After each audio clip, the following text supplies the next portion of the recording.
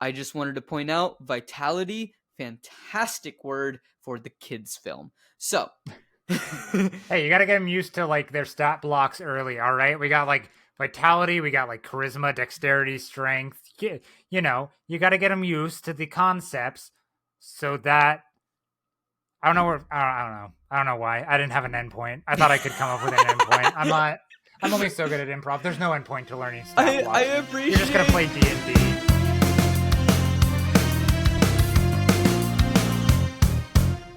What's poppin', y'all? Welcome to Post Finale. I'm your host, Ankit Madhira. I'm an actor and a musician who hasn't seen a lot of films, so to keep my friends happy and potentially provide a new perspective on some popular films, I am on a quest to change that.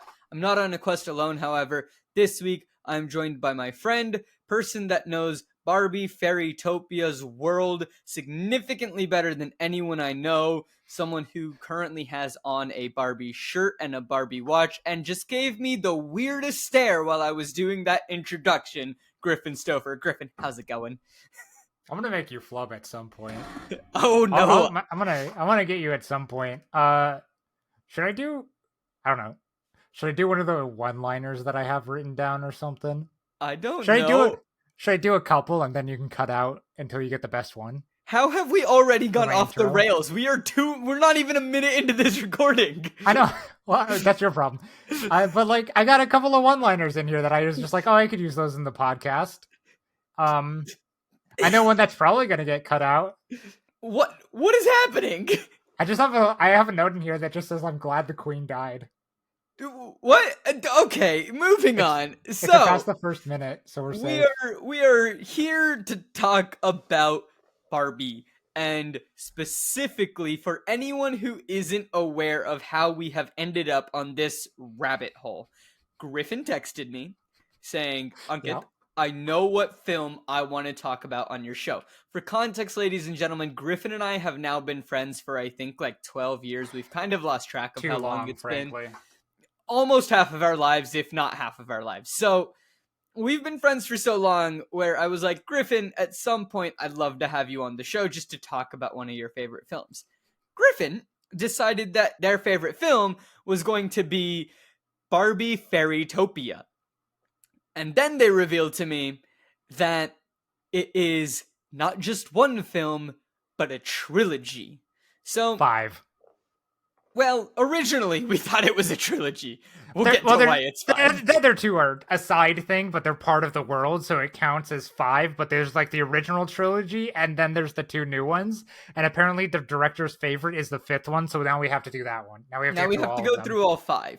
So, if anyone's curious on what we thought about the first movie, which was Barbie Fairytopia, or the second movie, which is Barbie Fairytopia Mermaidia, you can go listen to previous episodes. They are audio-only episodes, but they do exist. You can hear all of our thoughts on those episodes. That's a quick rundown on how 3 to 4 hours of content each.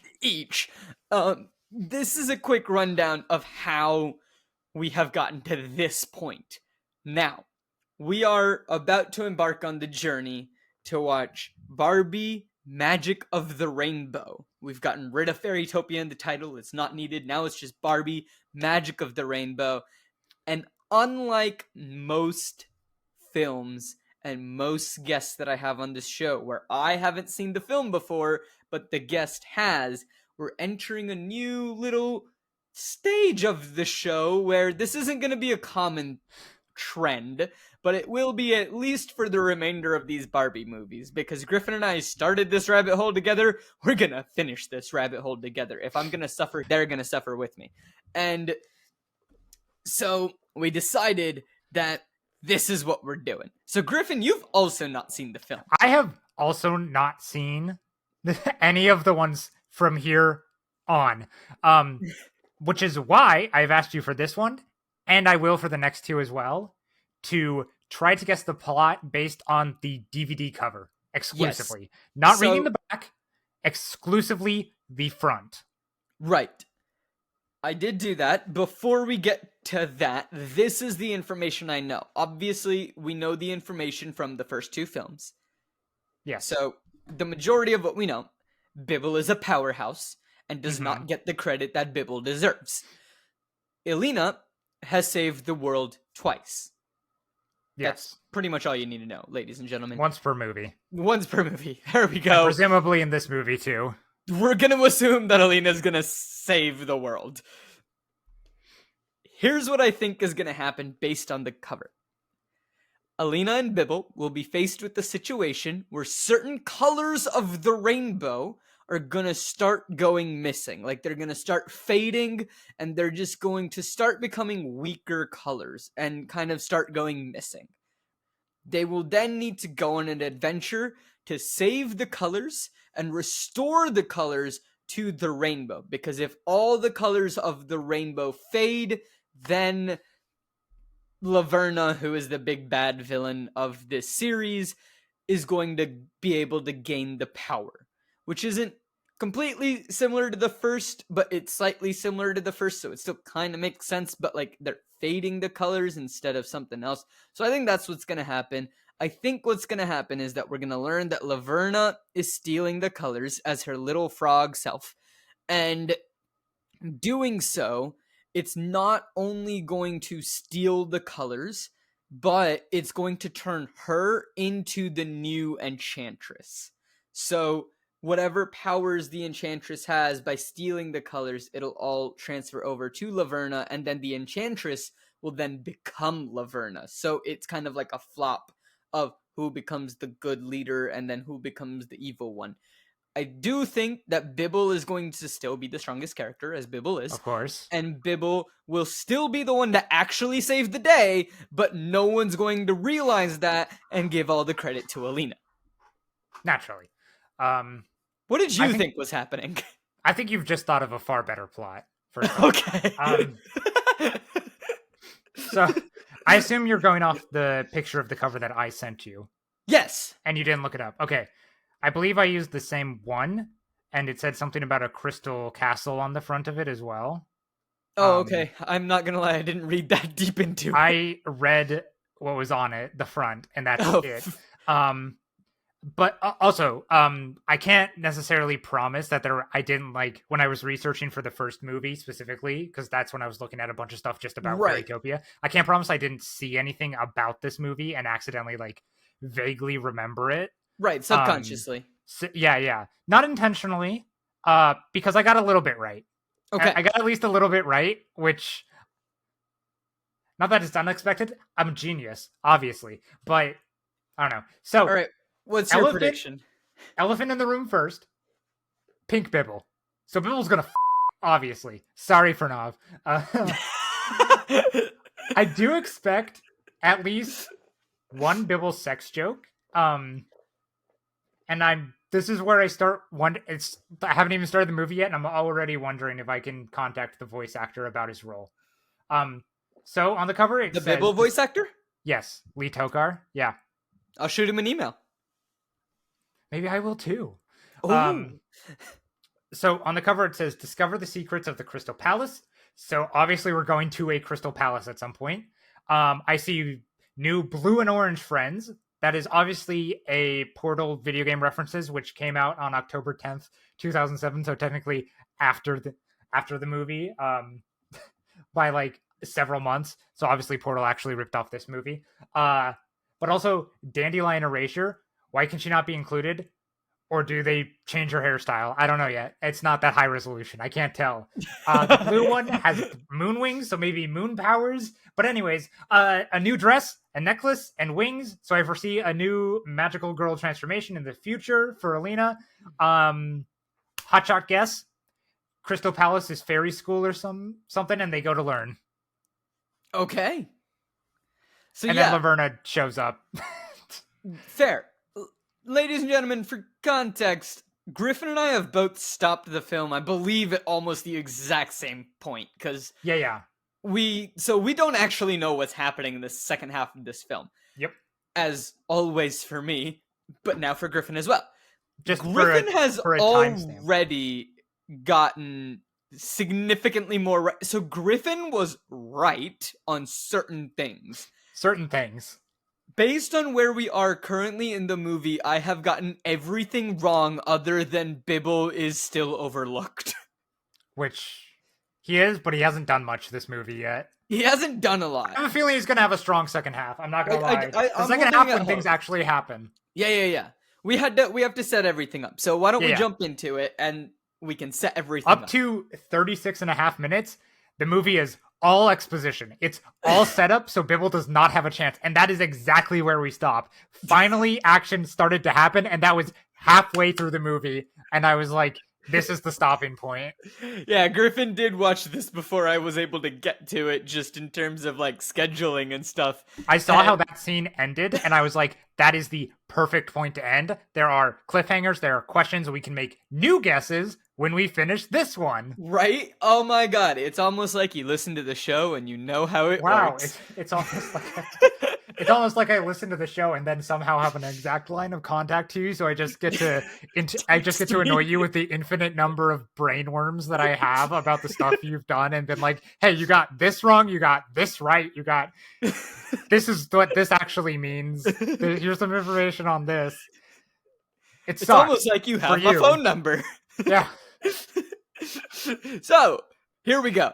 So we start with a beautiful rainbow, and Azura is explaining that Fairytopia is ruled by the Enchantress and her guardians. Oh look, the colors of the rainbow! We then have a recap of the first film. I will do a very brief recap for anyone who doesn't want to go back and listen to the 4 hours of content on the first film, but by all means, go listen to it, because it's hilarious. And we go on multiple tangents. But here's the quick recap for anyone that wasn't aware. Pretty much, all would have been lost if Alina didn't stop Laverna. Laverna was the one who was stealing all the Guardians and getting all of their powers. She ended up getting their powers, and then Alina was able to go because she was the only fairy without wings. And so she didn't get affected by the smog that made everyone not be able to fly, which doesn't make any sense because Bibble could fly, but whatever. Bibble is a powerhouse. And so Alina's able to go. She's able to stop these people and Laverna and her funguses or fungi or whatever you want to call them. She stopped them from hurting the Guardians and hurting the Enchantress. So the Enchantress then grants Alina a necklace, which gives her wings. Alina now has wings. She loved her wings. That's the first movie. Now we get a quick recap of the second movie. Also, keep in mind, this quick recap is a solid, 7 minutes of the film. Oh, it's significant. It's actively a significant portion. I swear to God, first 5 minutes at least. At least. Minimum. Minimum. I did not time it. Should have. We honestly should have. I should have seen that and been like, cool. It's the entire plot of the first two movies. You don't need to watch them. You don't need to watch them. But so, Alina loves her wings. And then Alina met a friend in the first movie briefly. His name was Nalu, and he's a mermaid. And he was kidnapped by Max, who was a fungus, and he's the head fungus. And so he gets, kidnapped, and they're trying to find a special berry. So Alina goes on this mission to try to help Nalu, but in the process, she had to give up her wings, trade them for a tail, so that she could then save Nori, another mermaid, and mean but then becomes a friend person. And so to save Nori and to save Nalu, she had to give up her wings and get a tail. But then they find a berry called a true self berry. And this allowed Alina to regain her wings. It's okay, everybody. Her wings are back. Which totally wasn't because there was a toy that did that. Don't worry about it. No. It was all plot driven. All of the plots are written after they show what the toys are going to do. Of course not, Griffin. What are you talking about? All right. Well, on that note, so she gets them back. Come on, you. I expected better from you. So I was just gonna say something about corporations, yada yada, capitalism. It was just gonna be really boring again. Okay, that's my topic for the next movie. Oh, okay. We haven't even. I already have the next two research topics planned out. By the way, I'm sure the fifth one's gonna drive me insane. I'm going to go insane. All right, it's actively going to take months off my life. Listeners, for anyone that is curious on what Griffin's just referencing, Griffin does a lot of research for these films, and I have posted these research things to Patreon, but unlike many things, by the request of Griffin, the research is free. So if you want to find more about this research and listen to some of these very interesting research topics, go check out the Patreon page and they'll be up there. Anyone should be able to access them. If for some whatever reason you are not able to access them, shoot us an email, shoot me a message, and I will look into it and make sure that you can access them. I know that you will be, but like someone else might have some technical issue. Like that's the thing. Again, you should be able to access them, but technology sometimes has a brain of its own. So it's almost like we're fighting AI. Yay! Anyway, so she gets her wings back. However, then Laverna eats one of these true self berries, and it has a different effect. It turns her into a frog. And so then Alina went home to the magic meadow, happy to return to the simple fairy life, or so she thought. That's like the first 7 minutes of the film. It's so long. It's so long. It's like you could just do a real quick one, like first movie, Alina, wingless fairy. They can't fly no more. Kicks Laverna's butt. They can fly again. Gets wings. Movie 2. She's got wings now. Oh no, the mermaid's in trouble. They have sushi. Let's go. Sorry again, Pranav. I stole that line from Jennifer's Body, by the way. Another iconic gay film. I haven't seen it. Aside from Fairytopia. Haven't seen it. Actually, no, I've seen Fairytopia, not Jennifer's Body. You've only watched 2 iconic gay films so far, and that's not enough. Fairytopia and... Why could... Fairytopia Rocky Horror Mermaidia? Picture Show. Oh, okay. That's another joke I can move off my list. I like how you have planned these jokes and you're like, I need to figure out how to sneak them in.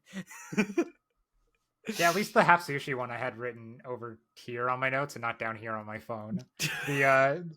Oh, by the way, speaking of your Rocky Horror Picture Show one, I respect the Tim Curry reference to the Garfield Tale of Two Kitties. Love that reference. But the best Tim Curry reference is clearly the Red Alert 3 one, where he's the communist leader, and he says the line where he's escaping to the one place that hasn't been corrupted by capitalism. Space!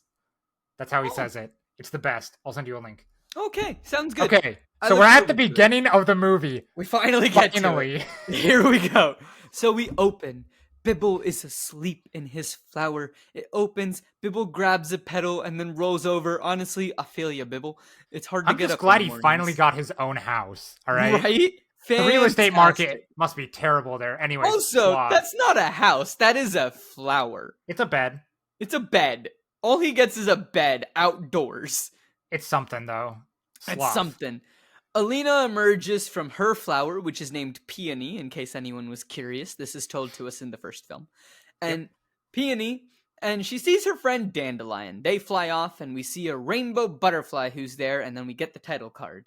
Wow, I wonder if the rainbow butterfly means anything. I don't know. We'll find out. I watched this. I had to watch this on Billy again because I wouldn't pay for it, and I have a VPN. Fair. The title card was in Chinese. The entire movie was in English. The title card was in Chinese.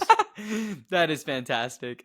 So, Alina and her friend leave Bibble behind. Don't even think about waking up Bibble. They just leave him behind. And Bibble now has to catch up to them this entire opening sequence time. Again, this is also a significant part of the film. It's so long. I don't understand why. It's the credit sequence where they do like their little flight. Yeah. It's cute. It's fine. Also in Chinese for me. Beautiful. So he has been asleep and he has this little cute sleeping hat, adorable. And then they have a very long pause on Bibble's flower. And then they pan away. But it's like just an awkwardly long pause on Bibble's flower. There are some awkward long pauses in this movie that I keep thinking like, does this mean something? Right. And then I realized the imagery is never going to be that deep. If they want us to know something about something, there will not only be a pause on it, there will be like a musical stinger, and somebody will be like, "What's this?" You know? Oh my goodness! It's a flower. Yeah, no, there's not going to be any no suspense. There's None. always no suspense. None None. suspense. Actually, I think the one place that we stopped at where we will end the episode is the I- only place of suspense. I guarantee you the next scene there's going to be no suspense. All right? I'll get to the one point of suspense we maybe have, but the next scene, as soon as we start this, they're going to be like, oh my God, Laverna's back. And then it'll be like, oh my God, we have to stop her. And then the Guardians will go out. We'll get to that. I'll tell my guesses later. All right, we'll get to that. So, anyways. Bibble gets a butterfly to the face. Poor Bibble. And we see a pixie who is asleep. She sees Alina and she wakes up. And then some pixies are all exclaiming that, oh my God, is that Alina? Oh my God, is that really her? It is her. We should follow her. They seem very excited. Bibble is... Yeah, comparison to the first film where they were complete... Yeah. They seem to love her now. Yeah, Bibble... and there's also so many of them. So many of them in this one. They've repopulated quickly. Apparently. So Bibble is lost. He can't keep up. And I'm just like, he deserves better. What is this Bibble shaming already? And all the pixies seem really excited about Alina. They start to follow her. Bibble is having the time of his life, though. And it seems like he is having fun just flying around, catching up to them. He does make himself dizzy by flying around a flower too many times. And I just chuckle. I think he does that in the other movies too. He does, but it still got a chuckle out of me. They reuse gags, and I love it. I love it. Again, Bibble is the only good part about many of these films. I mean, like, So okay, true. This film is more enjoyable, I would say. It is actually something where I'm like, okay, if I'm watching this with my niece in a few years when she is slightly older, I wouldn't mind having to sit and watch this with her. The movies somehow get more interesting as we go. Yeah, like this one is definitely the most interesting of the three. So like the writing has improved. Again, we have to keep in mind this is still made for like the target audience is like 4 to 6 or maybe 7-year-olds. So like I would say up to 10 to give them a wider range. Up to 10, probably, but yeah, 4. But like 4. So like we do keep that in mind. But it's a baby movie. Yeah, it really is. I don't know why you've decided to drag me onto this rabbit hole, but we're here. Because I'm a pain in the ass. Hey, if it helps, my coworkers also hate me for talking about Fairytopia constantly. They are actively annoyed by me. Well, I can see why. So, we then have Alina and the others. They're bouncing on leaves. Bibble bounces on one of the leaves, but he is then launched into space. And then he comes back down and lands on his head. I just feel bad for Bibble. Just the Bibble abuse is really piling on in the first like 5-10 minutes of this film. I mean, that's always how they seem to do it, right? He's the comic relief character, but during these parts where there's not really any talking, the only kind of comic relief you can really do is slapstick. And it's Bibble. Fortunately, Bibble is not Barbie or human looking. So you can just beat the shit out of him and make it cartoony. That is true. Alina and the others keep flying in circles around flowers, and Bibble's left behind trying to catch up. Bibble does come in hot, though. He's got some speed to him, and he scares the pixies and ends up flying straight into a flower that catches him, and then it spits him out. I have a specific note that gag was absolutely in the first movie. That was very much in the first movie when they play catch. Yeah. It was in the first movie. I'm pretty sure it was in the second movie, but I just couldn't name where exactly. Yeah, I know that it was in the first one. So, Bibble has something to say, and he's like, meow, meow, meow, and it turns out that the pixies are following. And the pixies ask if it is true that Alina gave up her wings to save Fairytopia, and Alina's like, I mean, I guess. And I was like, well, you did. And she explains that she wasn't thinking of it that way in the time. And the pixie, one of them, just goes, I hear Laverna is more afraid of you than the Enchantress. And Alina's very confused by this. And then another pixie is like, I heard you fought off all 30 fungi all at once, all by yourself. No. Ladies and gentlemen, that one's very not true. We know that one. We know that one's not true. Alina agrees. Alina's like, no, this isn't true. Like, I didn't do this. And apparently, one pixie says that her mom said that if she eats all of her broccolina, she can grow up to be just like her, and asks Alina to tell them about the times that she has saved Fairytopia. Alina looks very uncomfortable. Okay, wait, here. So, I have 3 notes.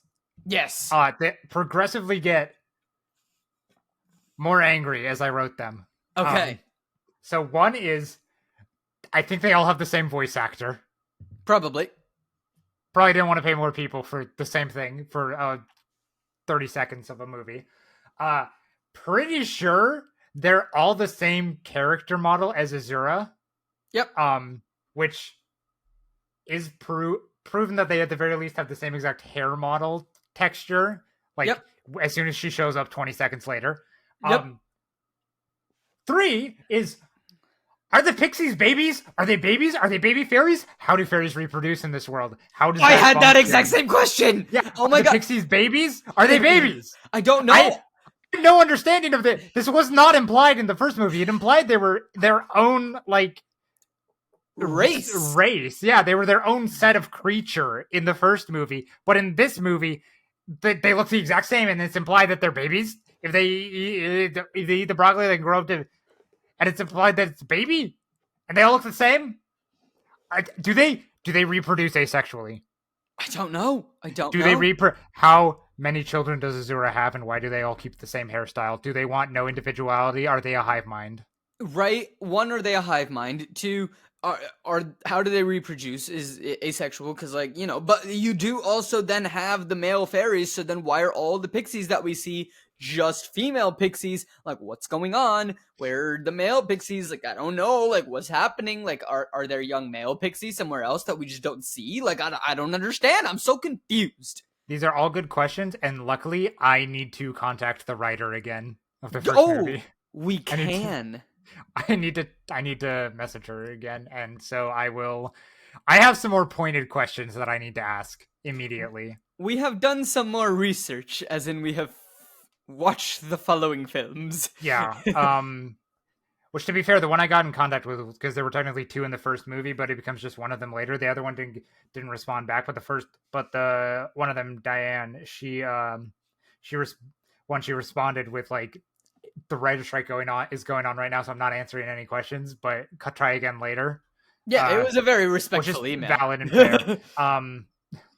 But I know for a fact, based on a different thing she had mentioned somewhere that I just happened to find, that she did writing for the first movie, but then general world building that was used later as well. So we have questions about the world. Exactly. Any world building questions we might be able to get answered. And I can always email the director again. We'll find out. I'll just reply to that months-old email and be like, I got one more. So where we are, they have been interrupted by Azura. The pixies aren't happy because Mom has shown up. Anyway, Azura asks if Peony, the flower house, will host tea for them. They have something that they need to discuss. Alina says, sure. And Alina knows that it's Laverna, but Azura's like, no, don't worry. And where Laverna is now, she can't hurt a fly. And then I wrote in my notes, but she can eat one. And then I think they do that joke multiple times in what we've watched. I don't know, but so. Oh wait, no. I'm just thinking of this one time. Never mind, because it immediately cuts to. It cuts to this. Continue. So it cuts to Max, who is watching them, and Laverna isn't happy, and she tells him not to cut her off like that ever again. And Max, who is a fantastic character, always has a fun way of talking to Laverna.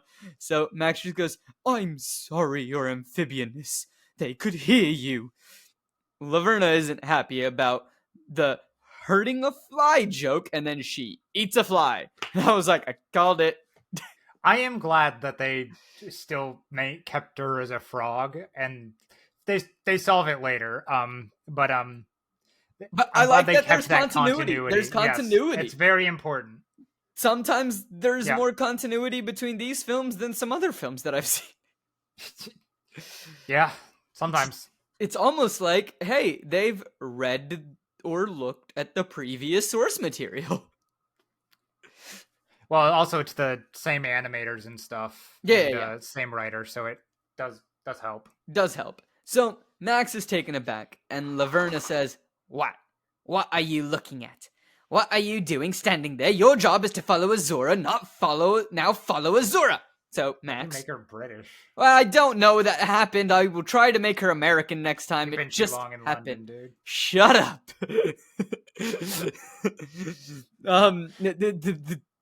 I'll try again. Hold on. No, just keep going. God! I have a time limit. We both do. Yeah, that's true. So Max is like, yes, your wartiness. And he runs off and follows them. Laverna tells him to try to blend in because nobody is supposed to know that he is there. We are now in Peony, and we have How is the giant weird goblin going to blend in? Yeah, I don't know, but we will find out. He actually does have He makes some it work. It's funny ways. reasonable. He's green, so he kind of looks like a stem, so it makes sense, I guess. It works. Also, it works. Yeah, whatever. I have issues with some of it, but like we'll get there. So we're in this plant. Where is the kitchen in this flower to create the cakes and the tea? I assume it just apparates. Okay. Cool. It's a magical flower. Yeah. Great.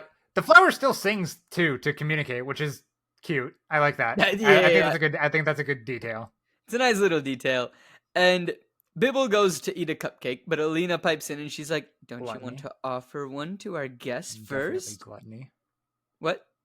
Oh, gluttony. Oh, gluttony. Yeah. Yep.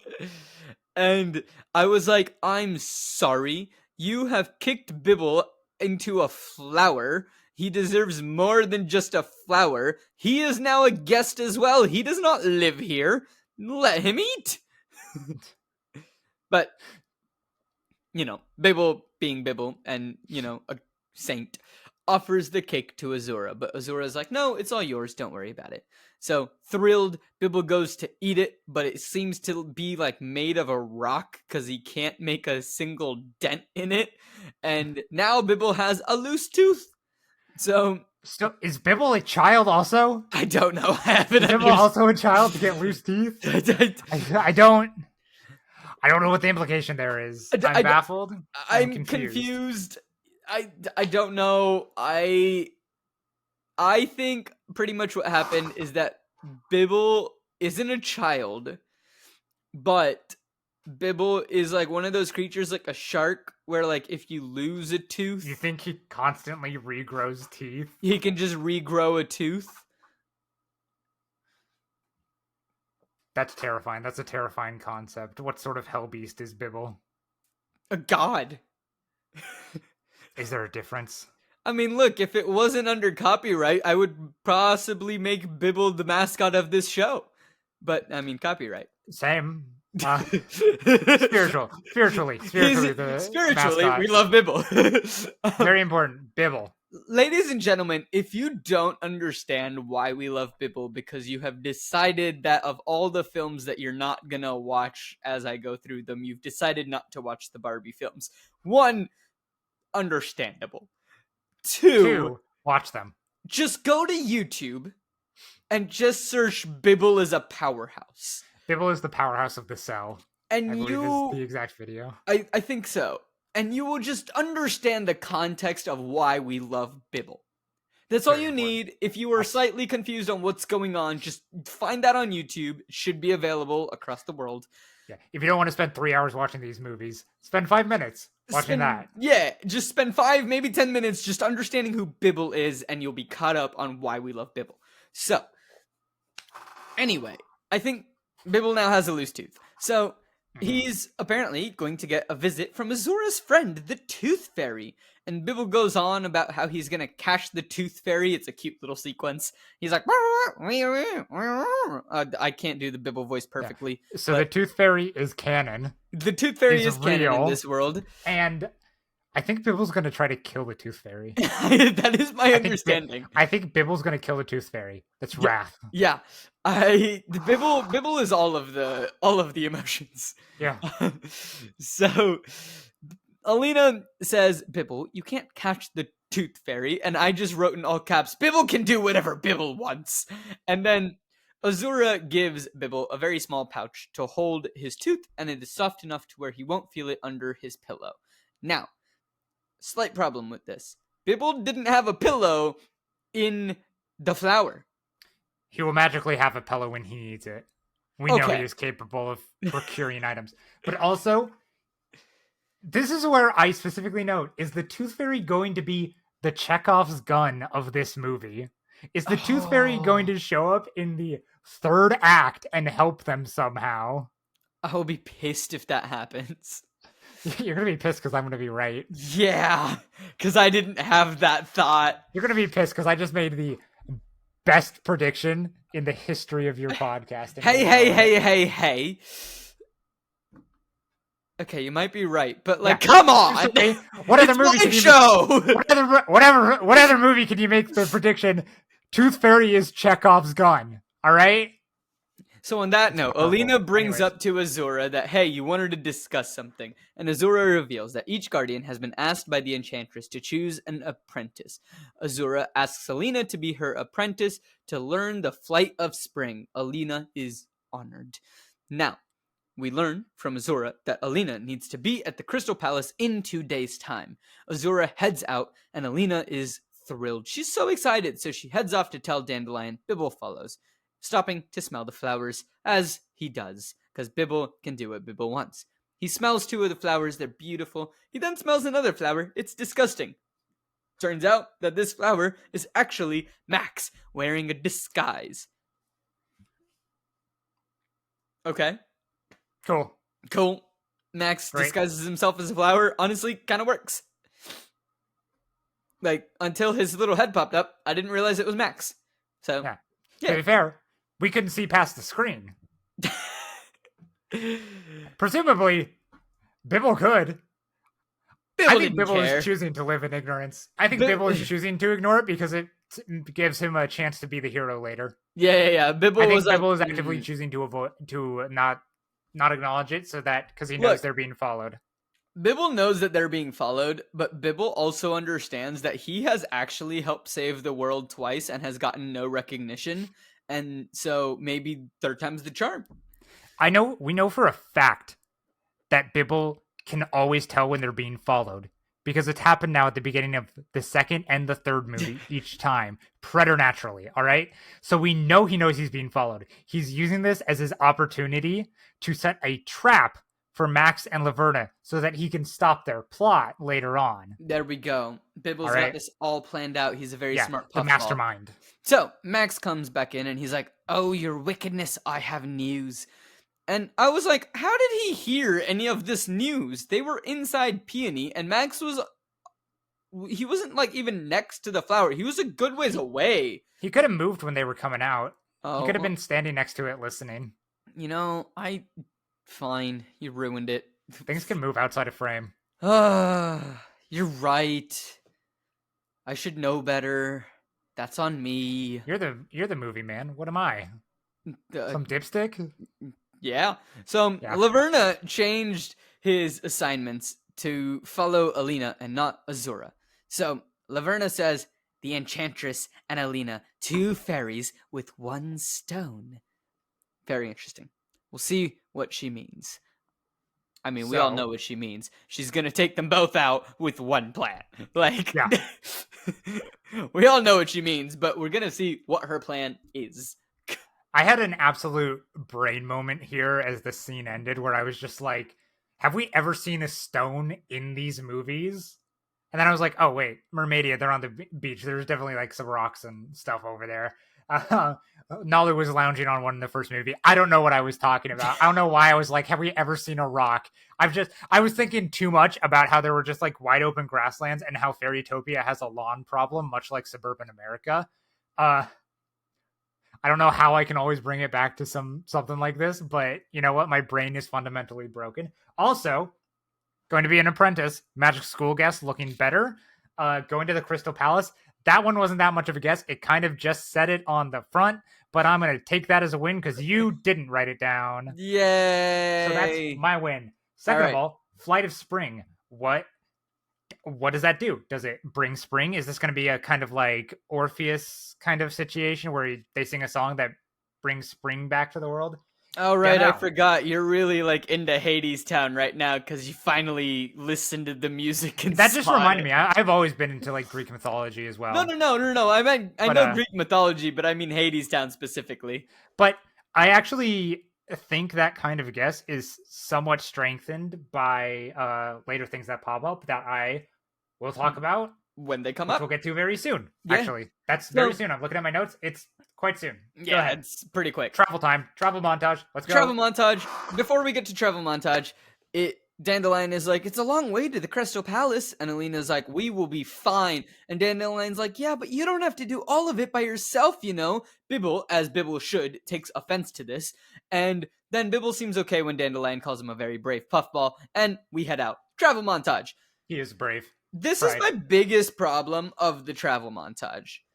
How is Max able to keep up with them on foot if Alina and Bibble are both flying? How is Alina able to get anywhere in the first movie? This world does not make sense for travel times. Unless it is explicitly stated that it is more difficult for somebody to get there on foot or some other method, we can just assume that somehow magically they travel at the same speed across a distance, even though that makes no sense. Or we can just assume that Max is a unit. I mean, we know that.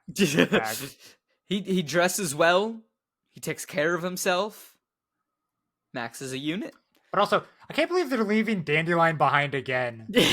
Like, gee, not very good friends to Dandelion. They keep doing this in every movie. In the first movie, she was just a plot device to show that Alina was the only one who could possibly save it, and yet Bibble was still there, by the way. And then in the second movie, she was like, "No, Dandelion, you got to stay here." I don't remember why. I don't think there was any reason. Oh, it's too dangerous. It was too dangerous. Yeah, it was too dangerous. And this time, it's like, you don't have to go alone. No. The first one was that Dandelion's mom would get worried. And then it wasn't just that. It's that the gas was affecting her, and she was used to show that Alina specifically was the only one who could do it because she didn't have wings and therefore was used to walk. And I think the second one was that the mom would be worried, and it was going to be too dangerous. Yes. Wait! Dandelion's mom, if she's beholden to her mom, that means she's not an adult. So are the pixies babies? I don't know. How long ago were Dandelion and Alina pixies? How does time progress in this world? The movies came out a year apart, by the way. This one came out March 11th, 2007. Almost exactly 1 year after Mermaidia, which was almost exactly 1 year after Fairytopia. Do we assume that time passed in the real world in the same way and all of these adventures are a year apart? Or they have to one day after the next? I would think all of these adventures happened a few months apart, but they all happen in the same year, like calendar year. But how do we know? We don't. We have questions. We have a lot of questions. So, anyway, they head off. Max is jumping on some pedals. It's not going very well. It's funny. It's a travel montage. Cool. They look in the distance, and we see the Crystal Palace, which is on top of a mountain, and then it has like a cute little double waterfall. Honestly, it actually looks kind of cool. Yeah, it's kind of. They go through the blue zone again from the first movie too. They do go through the blue zone again. That's pretty good. And then I was like, I don't remember a pink redwood zone. It's because it's the castle zone. That's why. It's new. That's why I don't remember it. Ooh. Also, they have like rucksacks, or Alina has like a bag, and then Bibble is supposed to have a rucksack, but I swear I only really noticed it like right at the end, but I think he just has a stick. I don't think there's a bag on it. I don't think there's a bag attached. I think it's just a stick. Bibble deserves better. So Bibble is excited when they see the palace, and he heads up, but Alina stops. Bibble's like, what? And Alina's like, oh, I don't know. Pretty much Alina has self-doubt. And Bibble... Tiny bit. Yeah, just a little bit. Bibble opens his mouth to speak, but off-screen, we hear a character named Lyndon. Thank you, subtitles. We learn his name in like 30 seconds, so it's not like a spoiler. Yeah, it's not a spoiler. We learn his name real fast. Subtitles just was like, Lyndon, and I was like, great, he's off-screen. I didn't have that, and I was just like, all right, who's the Hawkeye romance interest who's saving an animal based off this line? Yep. And so, that was right. So he says, it's okay. Everything's gonna be okay. I promise. And I was like, everything will not be okay. But Alina's confused because it looks like Bibble is talking. And then we learn that this is Lyndon, and he is talking to this little fairy unicorn horse thingy. We learn what it is in a minute. But it's cute. It's adorable. He's trying to help out this animal. And Bibble makes a noise and alerts them to their presence, and then, realizing his mistake, he runs away. Love the cowardice, Bibble. Well done. Never change. Yeah. Yeah. So, So, oh, Lyndon is a dumb name. First of all, we already said it, so I'm just gonna. It's a dumb name. anyone out there is named Lyndon, I you are don't think not it's a dumb. commonly. Okay, I'm looking up how common is the name Lyndon. Okay, well, if there is anyone that is named Lyndon, thank you for listening to this show, despite Griffin's comments. We're sure that Oh you no. are not one of the mean ones. Griffin, what horrible thing have you just found out? Oh no, I've insulted 1 out of every 16,000 baby boys and 1 out of 24,000 baby girls. How Oh could you? no. Datawise.com. I don't know I how. know a few friends that are named Landon. That's very different. It is. Anyway, Lyndon, Um, other than it being a weird name according to you, what else you got? I don't know why, but every time I see a Barbie movie like romantic interest hot boy, I feel like they're a lower polygon count or something on their character model. They just like look different. They're like not as high res as Barbie is, and I don't know why I feel like that. Maybe it's just how I remember them in my mind because they're such like nothing characters usually. Oh, it's because But Barbie is Barbie. I know, because Barbie is Barbie and they're just Ken. All right. Um, I haven't seen the new Barbie movie. it's very important. I It's know. very important. Part of the reason why the new Barbie movie is so good is because in these movies, Barbie is very specifically like the stereotypical Barbie, where she's created to be like a perfect character, and through Mattel's rules, they can't really make her show like a lot of negative emotions or self doubt or fail that often. So she's kind of a perfect character. But in the new movie, they completely subvert that by making her come to doubt herself because everything is not what she thought it was because she saw an idealized version of the world in Barbie Land. And anyways, that's one of the great factors of that movie, along with all the other stuff. Cool. So Lyndon knows who Alina is, and we get introduced to this little creature, and this little creature is a Tumby. Tumby Tumby! likes her. Tumby is probably introduced to be a new toy. So Lyndon reveals that he is an Oread, and they are known for being good with languages. Bibble comes back. He seems to Okay, I have got something. brought some type of peace offering. And what do you got? Okay. So one, still hate the weird animal faces. At least it's not the turtle. Can't wait for this to also show up, much like the Tooth Fairy in Act 3 and like run into something to help. Oh, yeah. Okay. So he says he's an Oread. And I was like, that sounds like a real word. And I'm proven kind of correct because other fairies are in later on that we'll get to are like, I'm a sparkle fairy, I'm a moon fairy, a lunar fairy. All right. Sure. Those aren't things. I looked up Oread. Oread. Yes. It is a real word from Greek mythology. Once again, this is why I think my Orpheus guess might be better than I thought. So an Oread, according to Wikipedia, is a mountain nymph associated with Artemis. And then more importantly, through looking up Oreads a little bit more, I found on a bunch of things, but I cited Britannica.com on Oreads. Echo, from the legend of Echo and Narcissus, Echo was an Oread. So my educated guess is that the reason why in this world Oreads are good with language is because Echo, which became Echoes because she was in love with Narcissus but was like cursed by Hera for something, and then like she was cursed to repeat things, but then Narcissus was like, screw you, you're weird, and then she fades into nothing, doomed to repeat things forever. So since that's kind of like a language based curse, I can only assume that's why they chose to make Lyndon as a Oread good with languages. Cool. That's my educated guess. I'll see if I can contact the writer again. Yeah. Maybe that's some deeper world building. I don't know. Maybe the director. Who knows? I also have complete faith that you and I are thinking a lot more about this world than anyone has in a very, very, very long time.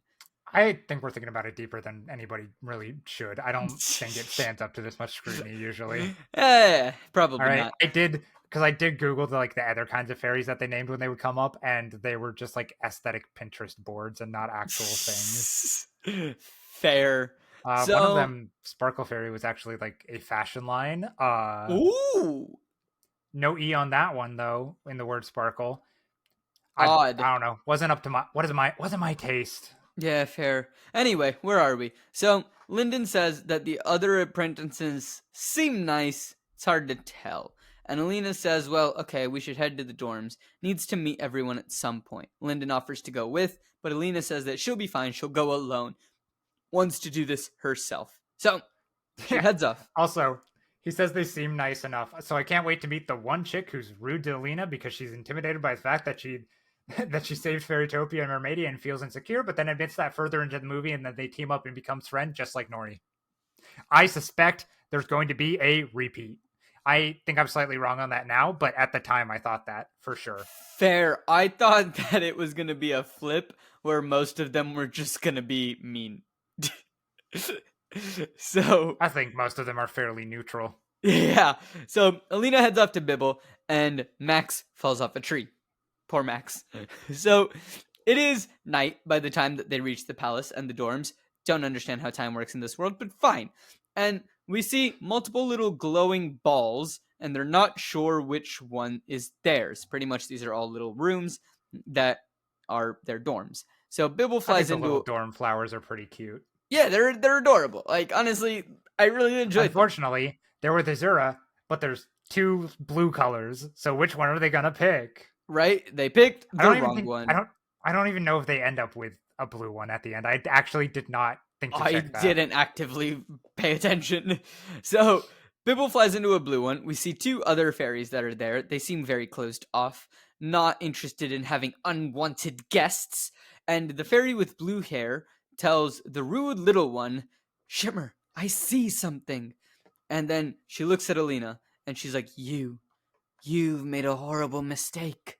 I see terror, tragedy, doom. And then she quickly snaps out of it and goes, hi, I'm Lumina. Nice to meet you. Like, what? Okay, cool. So she can tell the future. Bibble says hi. He's a little scared. Alina asks if she should be worried about anything that was just talked about. And Lumina's like, probably not. I feel like you should be. So, yeah, immediately it's like, oh yeah, Laverne is definitely coming. So, definitely going to be a... the fortune telling is going to be a factor. She's going to say something offhand and then it's going to, like, happen later. Right? And I have a feeling that's going to do multiple. And I guess that based off another, like, fortune telling thing later. And that I think it's kind of correct. So I assume it's going to happen at least the 3rd time in the second half of the movie. Rules of threes. Also... So Lumina says she's a moon fairy that can read the future. I don't think that one's Greek. By looking up moon fairies, I did find something where it might be an Irish or a Chinese thing, mythologically. Okay. I couldn't find anything reliable. That's just, this was when I was still hoping upon hope that every single kind of fairy they mentioned was like from a kind of mythology on like fae beings. How soon did that hope fade for you? Pretty much as soon as I finished trying to look up this one. Okay. And then it was dashed against some rocks and beaten over the head with another when I tried to Google Sparkle Fairy and Sparkle Fairy mythology and nothing came up. Unfortunately, the moon is like referenced in a lot of mythology because, you know, it's a big glowy thing in the sky. One of 2. Wait, what? I know. Wild. So it's mentioned in a lot of mythology. Oh my god. I can think of like almost 5... like Hinduism follows the lunar calendar. I know. It's almost like we probably should follow the lunar calendar rather than the sun. 28 days. We could have consistent. Anyways, so then also it might just be just an astrology reference. She might just be like the astrological character, and that's why she's the moon fairy. Sure. Why not? So that makes as much sense as the other ones, honestly. Okay. The other ones didn't come up with that much. Yeah. I mean, Lumina says that the doom and terror will happen, but she can't say when, and sorry. And it's like, okay, cool, thanks. You're helpful. Shimmer, who is the rude little one, shows up and says Alina should be sorry. She came here to have her future read, not listen to yours. And I'm like, Shimmer is mean. Like, I don't like her. She's just rude. Shimmer shoos them out. They decide to try another room. And before they do, we meet Fabian. And Fabian is looking into a mirror. And you just hear him go, well, look at you. Could there be anything as beautiful as you? And then I was like, oh, he has another mirror. And so this is where I was like, oh my god, it's a Narcissus fairy. I think I might be right on the Oread thing being related to Echo. But also, this now implies homoerotic subtext between Fabian and Lyndon, which I am in full support of. Of course, by homoerotic, I mean one-sided pining from Lyndon towards Fabian, where Fabian completely ignores him. Yeah. But gay nonetheless. Whee! Listen to the research episode about queer coding. Yeah, that should be up at this point. So they Subscribe go. to Patreon. They go, and I appreciate it. They go and they try to ask Fabian for help. He is very full of himself, but I absolutely like him. He's like, yes, of course, but my name is Fabian, but you can call me number one. And then he's just like, oh, do you want an autograph of Fairytopia's lead apprentice? And Alina just explains that she's like, no, I just want her room. And Fabian goes, wonderful. And then he makes out the autograph. He's like, to just looking for Maru for your shining star, Fabian. And I'm like, I love him. I am here for it. Great Let's character. go. Fantastic Great. character. No notes. No notes. Fantastic. Good comic relief. All we need. And Need like, one in every media thing. yeah, and honestly, like, he's comic relief, but also like you can tell like this is who he is. Like, he is just very self-absorbed. That is his character. He's not even trying to be comic relief. He just is, because he's just too self-absorbed to care about anything else. Cool. So Perfect. Alina takes the picture, gets no help. And then we see that she goes to this orange ball thingy, and she meets an orange fairy. And you know, this orange fairy knows who Alina is, and the orange fairy says, bummer, I was hoping you wouldn't show.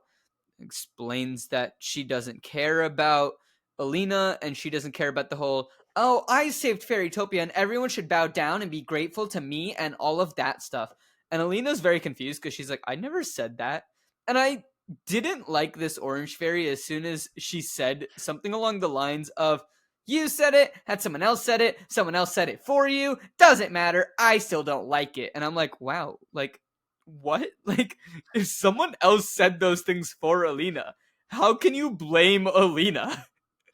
I'll admit, it helps that this character is like the one of the antagonistic characters towards Alina, because I was going to immediately just hate on this character as soon as I saw that she was assigned the color orange, because I just started calling her knockoff Dandelion. We don't learn her name for like another scene. I was like, something sun related. She's sunbathing. She's got like 3 suns on her outfit. The only reason that we learn her name at the end of this scene is, again, subtitles.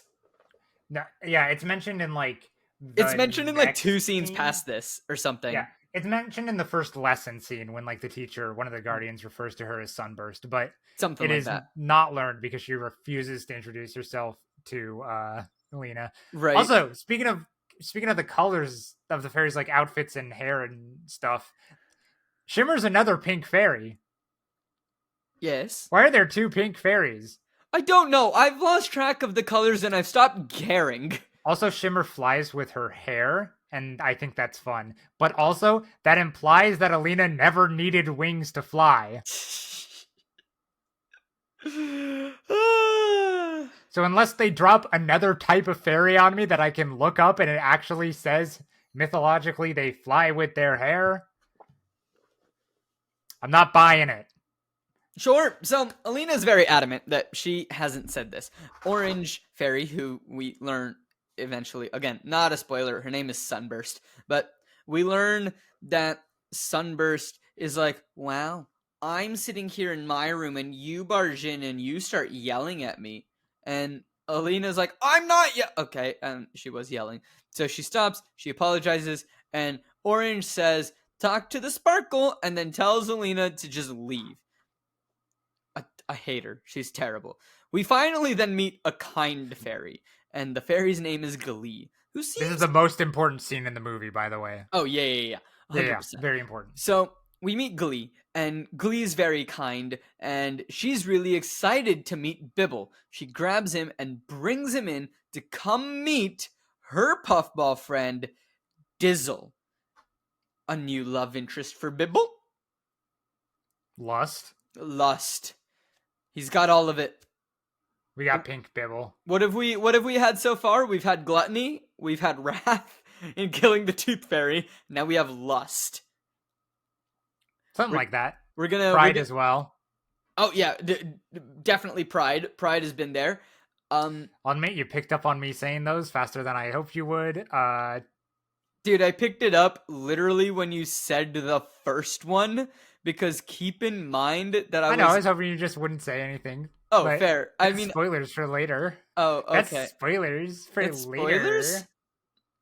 No, not for the movie. Just for later. Oh, like, okay, fine. I'm plotting.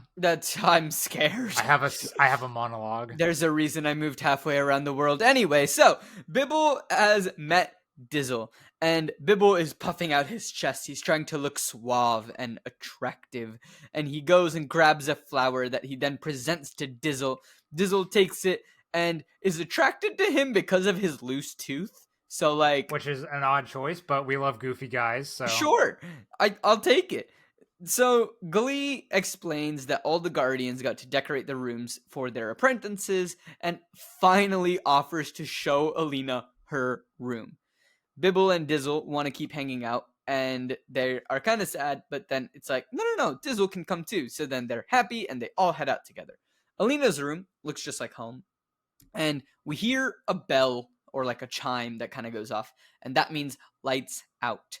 And tomorrow is the first day of classes. So Dizzle says goodbye to Bibble. They're both very sad. They keep saying goodnight to each other, and it progressively gets sadder and sadder until Sunburst just yells, "Go to bed!" So I did enjoy that little gag. It was fun. It was silly. Because that's like the end of the scene.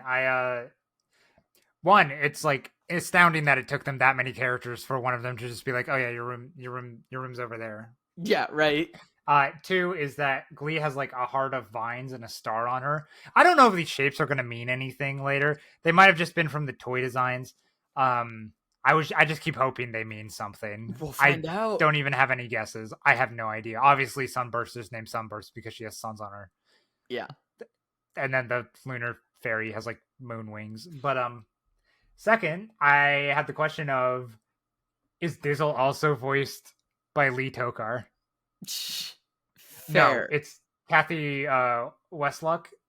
She does a fantastic job, also doing a Bibble thing. Okay. So they have 2 Puffball voice actors. Nice. That's fantastic. I love it. So then Max says that he found the whole day rather dull. She met a boy who speaks to animals, swapped a little chit-chat with nattering fairies, and went to bed. Laverna tells Fungus and to come back to the rustic forest. She's going to send a firebird to bring him back to the bogs. And Max just goes, "What, the bogs, your fiendishness? They're just so very boggy." And Laverna is like, "Are you refusing an order?" And he's like, "No, of course not, back to the bogs right away." And Laverna speaks to her sister in, like, the existential world. She's like, "Ah, sister, how fitting you've made your palace a school, for soon all of Fairytopia will learn a lesson they'll never forget."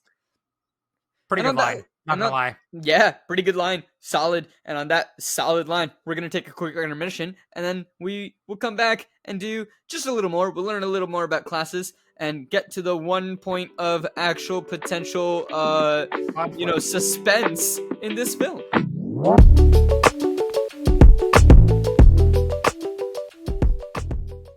Hello, everyone. Welcome to the intermission. I hope you are all enjoying this episode as we continue our deep dive into the Barbie series. Oh boy, did I not realize how deep this really goes. But that being said, thank you all so much for understanding that we just had to take a couple of weeks off while we sorted some things in our personal lives here at Co-op Forge. As most of you probably know or have heard at this point, Steven is moving back to the US.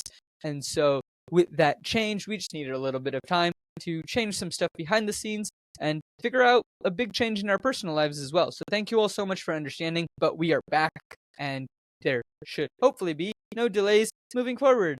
But that all being said, post-finale episodes are still out every Wednesday. If you are enjoying the content, and you want to gain access to some bonus content, you can do so by heading over to patreon.com/coopforge. Sign up for any of the tiers. Any of the money that is made from the Patreon goes directly back into the show and into Co-op Forge to help make it a better experience for you, the listeners, and the viewers. So thank you all so much for all of the support. And once again, you can do that at patreon.com/coopforge. If you want to support the show in a non-monetary way, that's great as well. Thank you so much. It means the world to us that you are listening, that you are watching. It really does. Be sure, hit that subscribe button if you're watching on YouTube. And even if you're listening on another audio platform like Spotify or Apple Podcasts, be sure to hit that subscribe button there as well, or that follow button, and turn on the notifications so that you know when the new episodes drop. Post finale, new episodes every Wednesday. And the other two shows that I also work on, they're very fun. I am slightly biased, but I think they're very good shows. The first one is Flip the Scripts, which is co-hosted with Steven Nyman, the aforementioned Steven per se.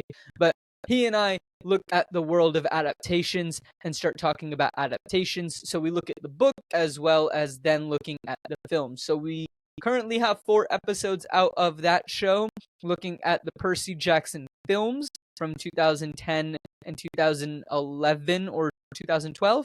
But we were looking at the first 2 Percy Jackson films relative to the first 2 Percy Jackson books. And starting on March 1st, we are going to be looking at The Hunger Games.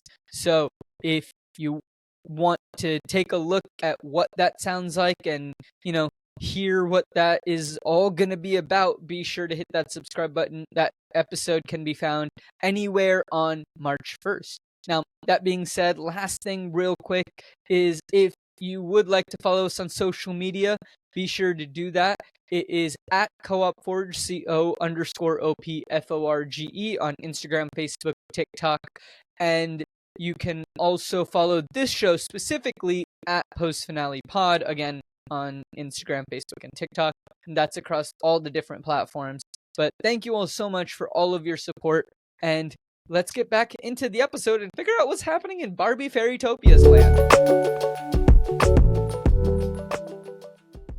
The next morning, everyone is now awake, and we are ready for classes. We are welcomed by the Guardians. Azura explains to us pretty much what we already know. Everyone here has been invited to learn from the Guardians on how to perform the Flight of Spring. Now, we learn more about the Flight of Spring and what it is.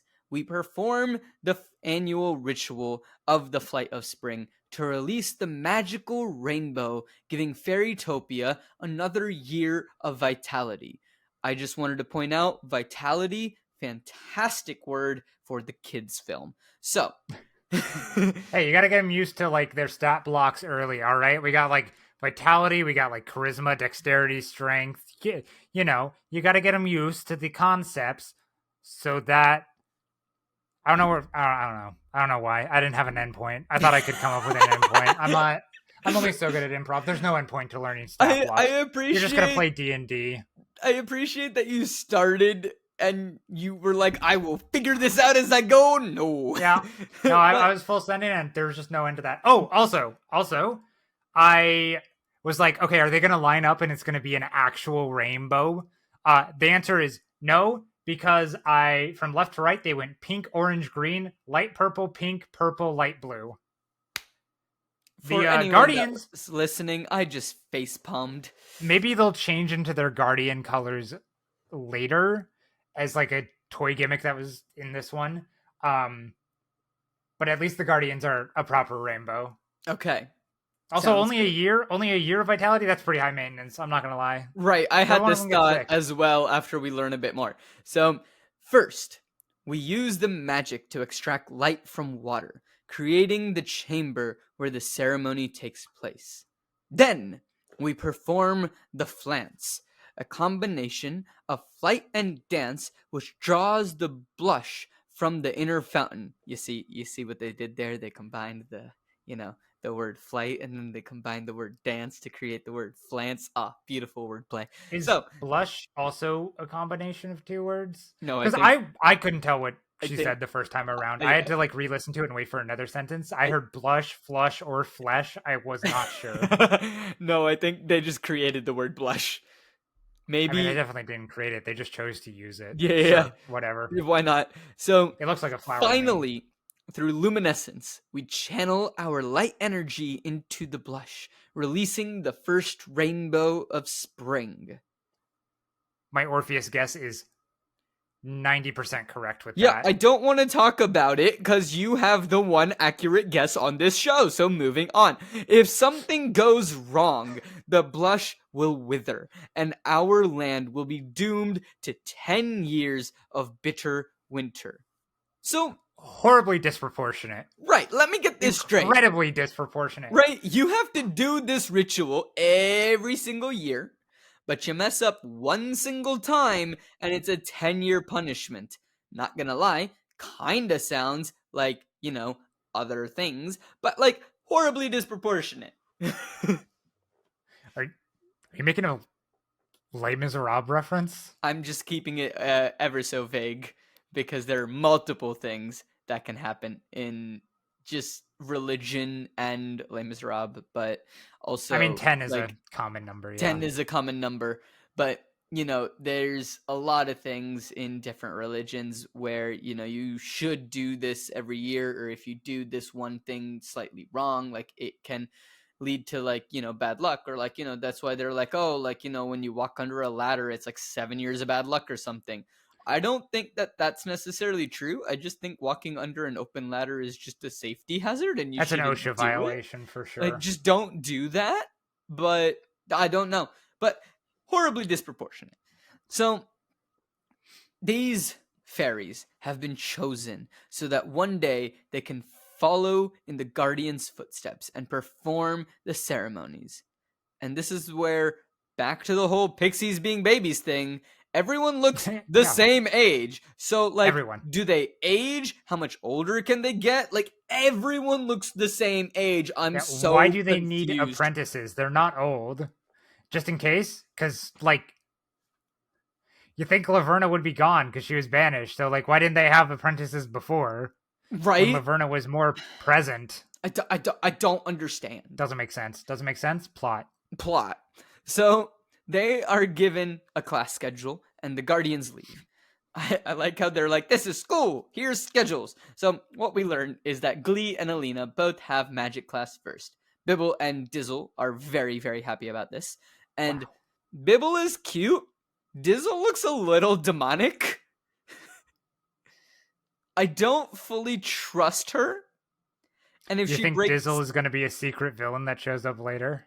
Well, I mean, I feel like Sunburst is going to be the villain, and like, I'll explain a bit more of why I think. Yeah, we'll get to that at the end. But like, I don't fully trust Dizzle. I just don't. She looks slightly demonic, and if she breaks Bibble's heart, I will be furious. There is always that chance, yeah. So Sunburst comes in laughing, and she's like, "Oh, we're laughing at Alina being an apprentice, right? No? Oh, sorry, my mistake." And then she just leaves, and I'm like, why? Like, why did you even need to show up? Just to create antagonism. Why? So just to establish antagonism as the main antagonist. That's it. Alina asks if it is wrong to wish that she would just go away. Lumina shows up and says, "Careful what you wish for," in her dream state. And then Lumina snaps out of it and is like, "Oops, these things come out of me," and then just flies off. I did note here, like, cool, there's definitely going to be some sort of like accidental wish later. Maybe she'll lose her wings again. I have no idea. We'll see. But, a wish is going to come into play. I think I suspect there's like two things this could possibly be foreshadowing for. Fair. We'll find out. So, at magic class, each of them has strength within them to realize magic. They need to release this to separate light from water. Sunburst then goes and demonstrates this. She does it perfectly. And then it's like, okay, cool. And then I was like, let me guess, Alina's not going to be able to do it, and then she'll be made fun of. So Alina goes up. She tries it, and she's able to make 2 small strands. The instructor, who is just overly mean, is like, focus! And she does, and she manages to get the light, and it looks like fireworks, and it's beautiful. Everyone is very impressed and pleasantly surprised, but she's not quite sure how she has done this. Sunburst then starts laughing, and she's like, haha, very funny, but cut it out. And we learn that she's a sparkle fairy, as you mentioned earlier. Yes, and well, I did say that I didn't find anything like mythologically, aside from like a clothing brand. There's also a paper towel mascot called the Sparkle Fairy. So she is a that must be a sparkle reference to fairy. that. Maybe, I have no idea. And when they touch water, they lose their powers. And so I was just like, so do you just not have to drink water to survive? Cool. Like, how does this work in life? They're gonna splash don't know. water on her later or something. I don't know. Sure. Maybe that's how they discover that Laverna took her over or whatever. Something Spoilers. like that. They're halfway through. Yeah. Alina can't stop the magic, though. She doesn't know how. So the instructor stops it for her. And then he's like, all right, you have a control issue. And that's a problem. But the technique is pretty impressive. Sunburst has competition for being the best in class. Okay. So now we're on top of a tree. And we're having our first lesson in flance. It's a cute little dance with a lot of spinning. That's pretty much the best way that I can describe it. Also, the treetop looks like some sort of it looks like a Pokemon battlefield. Oh, it definitely does. It definitely does. It looks like a Pokeball. Also, sorry, back to the end of the previous scene as well. Alina has control issues. That's ADHD coded as hell. All right, that's like so ADHD coded. I got it, so I see it in everything as well. Fair. Flance. It's a cute little Flance. dance. It's time for this video game class because the first thing she does is such a video game like thing. Yeah. They ask Alina to give it a try. All she needs to do is land on the colored gems as they appear in the sky. Alina begins. There's a cute little words are hard. There's a cute little flute music that plays, and she does so well. Even Fabian looks away from his mirror for a moment, calls her a show off, and then just goes back. And then everyone's like, oh, she was incredible. And everyone thinks that she's a show off. Sunburst is very happy, very much video game-esque.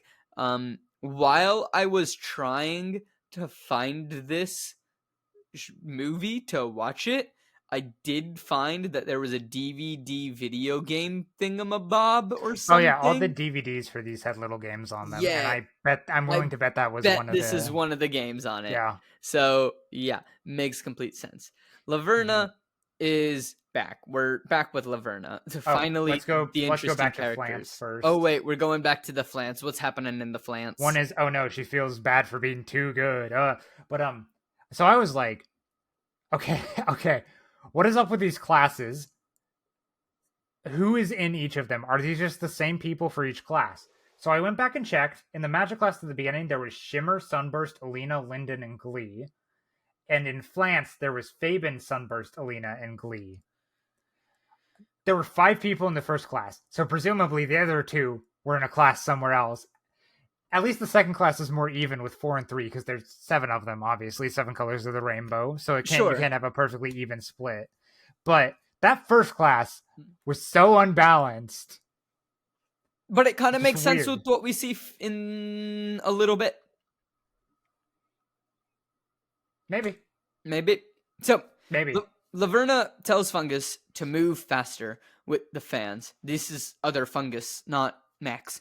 And she needs to escape from the heat, and she is cold-blooded. And the Fungus come up with... That's not how that works. Yeah. That's not how cold-blooded works.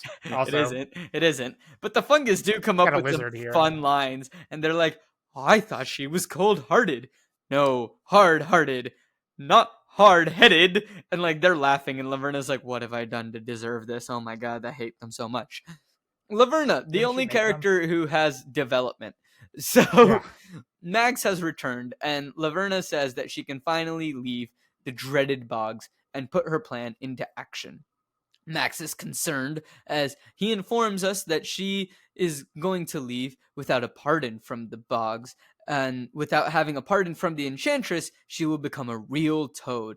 Laverna appreciates the concern, but she will be a leave turn when she leaves, but only until a fairy spell releases her. And I was like, is this where Sunburst comes into play? Sunburst is going to turn Laverna back into Laverna?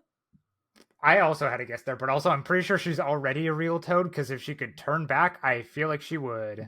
So I think she's kind of needs that anyways. Don't know what that plot point really is. I think what they mean by real toad is like if you leave the bogs, you won't be able to speak. I guess that. Yeah, she could. I thought that was a plot from her, but I thought it was a trick. But I guess that also makes sense. Yeah, You know yeah. what? Point to you. Yeah. So that was so- my understanding of it. Is like she's still like half toad, like she's in a toad's body, but like has her mind kind of thing, and like can still Mhm. speak and do everything. But then if she leaves the bog, she loses that ability to speak, and like that makes sense with what we see later. yeah. So that was my understanding of it, and it worked fine. So my guess that I wrote down was that a fairy spell can release her. Is Alina going to be tricked into making the wish that she should have been careful about? She doesn't know what Frog Laverna looks like anyways. We know they haven't interacted because Laverna was in the hinterlands the entirety of the second movie, and Right. nobody except Max saw her, and clearly that persists to the beginning of this movie through that like magic medallion he's got. Yeah, that's very true. I was right. You were right. I was not. So Laverna, feels spoiler bad. alert, ladies and gentlemen, for about 10 minutes, Griffin was right. So Laverna has a reward for Max for his diligence. Max doesn't look very happy about this. We'll figure out what this is later. I feel like it's a reward that Max is going to have to do some type of job that is horrible that he doesn't want to do. And it's going to be something mean that he doesn't want to do. Mhm. So anyway, it's now night, and we are now in luminescence class. There are two people here, which is why I think that it is possible that like you might have that 2-5 split because you only have the two people in this class. I will say this class is only Sunburst and Alina. Still doesn't make sense to me. I don't know why there's only two people in this class either. It doesn't make sense. I don't understand why there are only two people here. Weird splits. I wish I understood. I wish I was.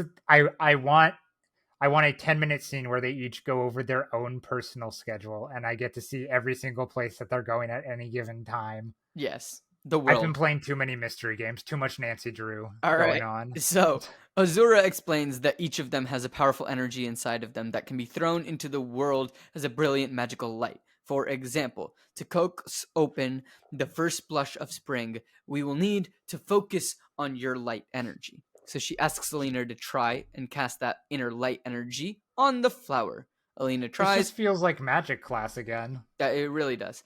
Alina tries, but it's different because now the energy is coming from within and it's not separating it from the water. So that's the difference. So Alina tries, but nothing happens. Sunbird starts to laugh. And like this is where I was like, Azura, make her stop. Like, be a good teacher and just be like, Sunburst, this isn't okay. Like, we have to learn. This is the whole point of class. Alina tries again.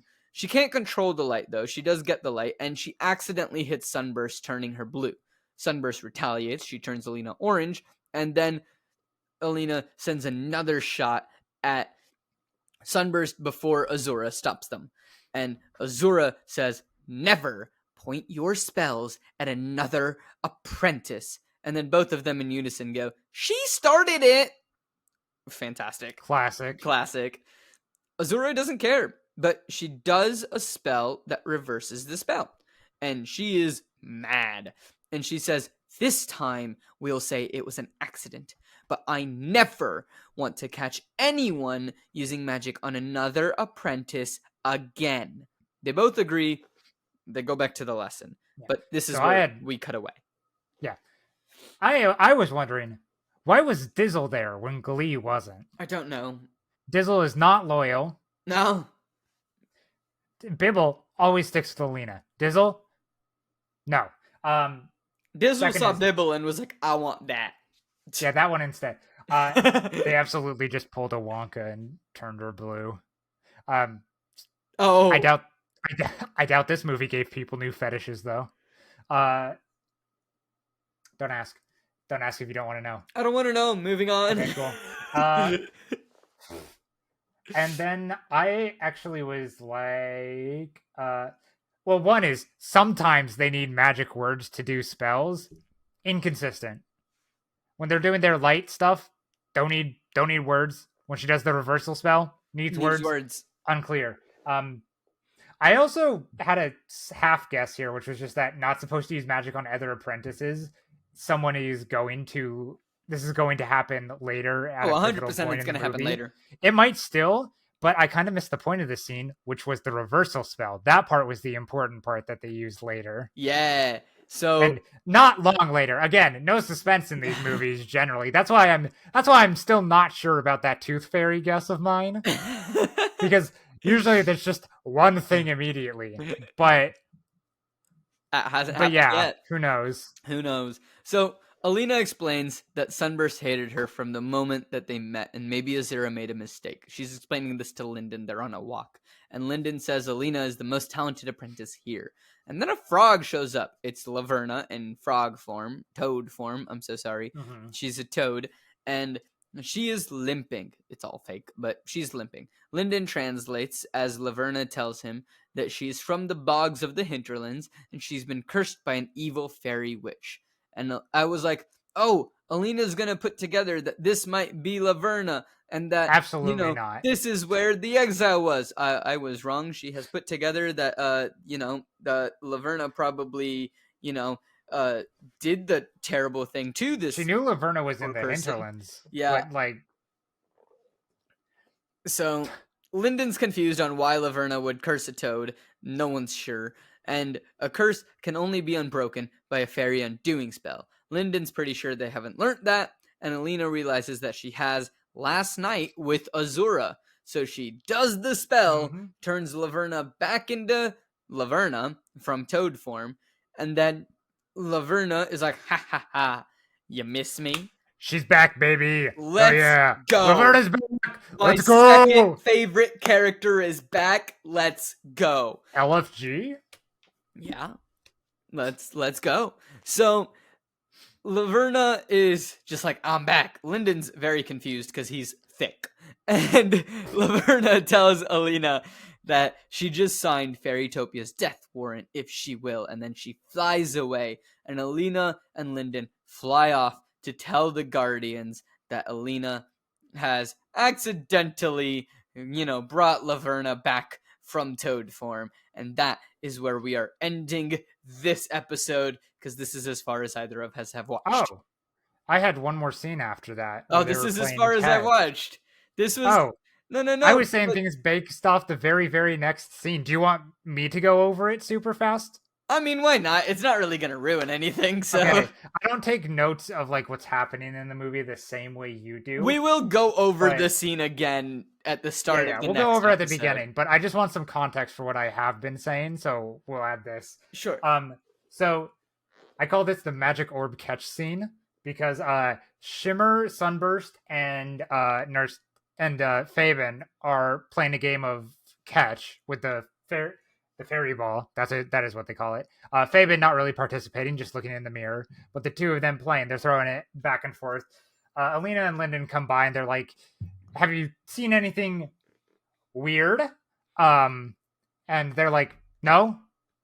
And then Shimmer throws the ball and Sunburst misses it and goes out into some bushes, and she goes to get it.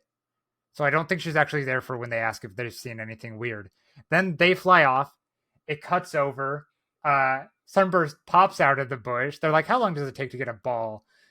Pops out of the bush. Something is obviously going on with her. And she smiles maliciously. And the scene kind of ends. And that's where I ended that. So, one, brainwashed or is Laverna? That's what I've been saying. That might be the other chance of that's the wish of I wish she would just disappear. Okay. That's the other thing she might not wish for. Or be careful what she should wish for. To be fair, I did guess right before that maybe Laverna will impersonate Sunburst to sneak in, because I realized Sunburst was out of the scene right after that and stuck in some bushes, and I probably wrote that down literally right before it cut over to her popping up. Yeah. So what is your prediction for how this film is going to end? So Laverna is either controlling Sunburst or is acting as her, obviously. I think so. Alina's going to go tell the Guardians. I suspect that they're going to be like, okay, we'll keep an eye out, but we must continue your classes so that we can complete the Song of Spring. I think Laverna is going to sabotage during the classes. There might be a training montage. Bonus points if there's a song that plays that has lyrics during it. That's just a general guess. I just want that. That's just me. So I think Laverna is going to sabotage this, and then at some point, it's going to be revealed that Sunburst is Laverna, either by Alina somehow stumbling upon the real Sunburst, like tied up and held by probably Max, or just in the woods, or Laverna is going to accidentally reveal something about herself, and Alina puts two and two together and is like, "Hold on a second, that's out of character." And then the conflict is going to happen. It's going to get really, really close to when they need to do the Dance of Spring, because of course everything happens at the last minute possible, right? Oh yeah. And Laverna is going to be like controlling where they need to go to do it, presumably like in the Crystal Palace for realsies, because we haven't technically been in the Crystal Palace yet. Mm-hmm. And then do I want to censor that? Sorry. Do I want to say that? I don't know. I'm stuck between if Alina gets a new necklace and new wings right before she fights Laverna, and that helps her overpower Laverna, or if she gets it at the end as a reward. Point is, teamwork makes the dream work, and they defeat Laverna, they perform the ritual, and everything's good, because of course it has a happy ending. That's not even a guess, that we just know that. Yeah. And then know she gets that there's going to be a happy ending. Okay, I'm going to say that she gets the new wings and dress and magical girl transformation before fighting Laverna, because all of the fairies team up and give her their powers to fight her. Okay, that's my guess. Okay. I had a side thought there where I was like, oh, what other wild guess can I make? Well, I'll see if I can remember it as you go through yours. Sure. So my guess is very similar to yours. Pretty much, I was like, all right, Sunburst, because I didn't watch that catching scene, just because, like, I think our timestamps are slightly different just on how we were watching it, so I had hit the timestamp that you had given me. So, for the record, I told you the catch scene. I'm not gonna lie, I thought by the catch scene, you meant the magic, like, attacking scene, and I was like, catching, so like that's on me. Nope. So yeah, that's very much on me. But pretty much I was like, okay, cool, like what's gonna happen is that Sunburst is gonna be either controlled by Laverna or is working for Laverna, one of the two. And you know what's gonna happen is that they will tell the Guardians what's going on. They're gonna keep an eye out and just be like, okay, well, we'll keep an eye out, but we have to keep doing training. And they're going to keep doing training. But as they keep going, nothing's going to happen. Like, there's probably like a training montage or whatever. And then for some reason, the Guardians can't do the Flight of Spring this time around, and it needs to be the apprentices. And so what's going to happen is that at that time, Laverna / Sunburst is going to try to sabotage this. It's all going to happen at the last second, probably while they're doing the flance and doing the little dance around. And that's when I think like everything's kind of go haywire.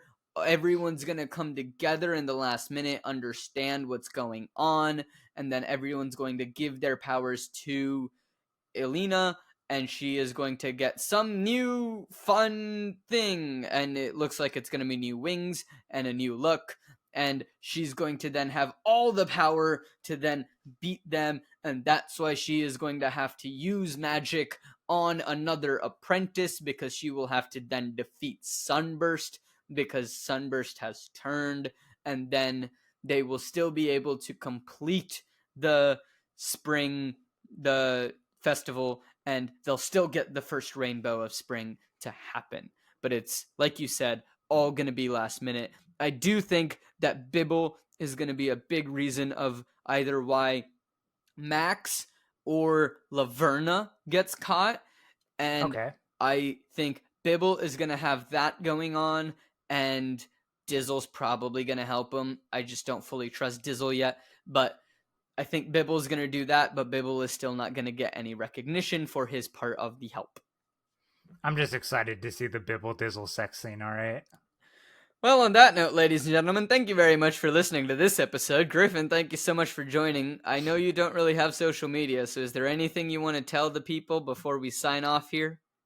I actually might have something to plug this time. Oh! I can make no promises that things will actually be released by the time this comes out. Because I don't know if we're that fast or good at it. But I think I'm starting a podcast with a friend potentially.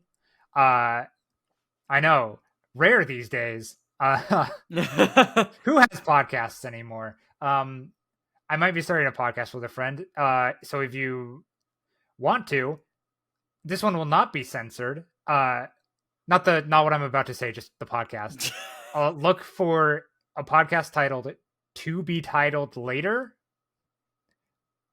As far as I know, that's the title we're going to go with because we've stuck with it so far. It sucks, but whatever. That's beautiful. That's part of the bit. Yeah. Well, so look for that on whatever.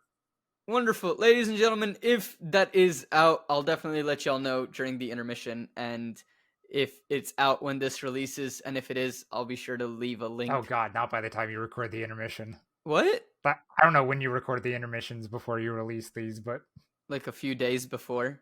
Like I still make no promises. Within a week of releasing. So yeah, it's fine. If it's out, then I'll be sure to link it. If not, I'll let you all know when it comes out. And, Griffin will be back on next week as we continue to talk about this film and find out what tiny bit of suspense is there and how that ends. But until then, thank you all for listening. Griffin, thank you so much for joining, and we'll catch y'all later.